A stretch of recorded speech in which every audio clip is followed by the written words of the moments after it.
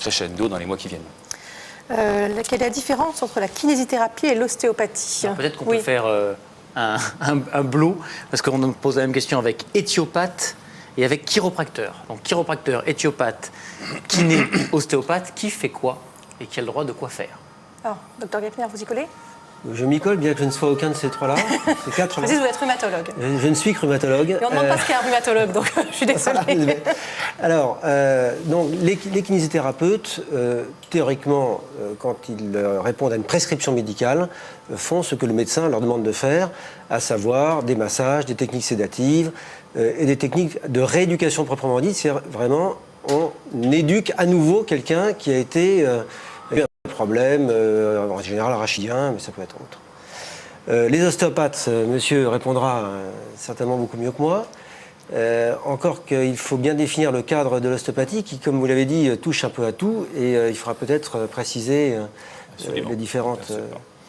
L'éthiopathe, bon, c'est une... Alors là, je ne sais pas ce que vous en pensez. Pour moi, c'est quelque chose qui s'éloigne franchement. Autant l'ostéopathie est une discipline reconnue et qui doit être reconnue, à mon sens en tout cas, et au sens des médecins en général, autant l'éthiopathie, c'est quelque chose qui est beaucoup plus, je dirais, de nature patamédicale, je dirais.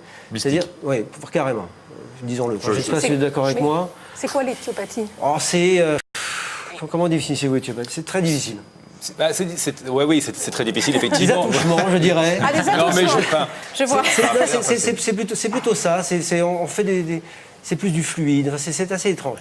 Et puis, la chiropraxie, qui correspond, je dirais, à l'ostéopathie, mais en plus violent. C'est-à-dire qu'on intervient non pas à distance de la zone à traiter, mais directement sur la zone à traiter avec une manipulation qui peut être carrément inquiétante pour qui c'est ça, pas... quand vous dites violent, on sent que vous n'êtes pas tellement pour, quoi. Alors que Non, les chiropracteurs, la chiropraxie non. est enseignée quand même. Absolument, non. Je ne dis pas que je suis contre. Je dis que ça doit être fait, comme d'ailleurs l'ostéopathie, par des mains expertes. Voilà, c'est un bémol qui... Et il y a de tout, forcément. Bien entendu. Alors pourquoi les médecins... Oui, sur l'éthiopathie, puisqu'en fait, on n'a pas réussi à bien répondre. C'est vrai que c'est délicat.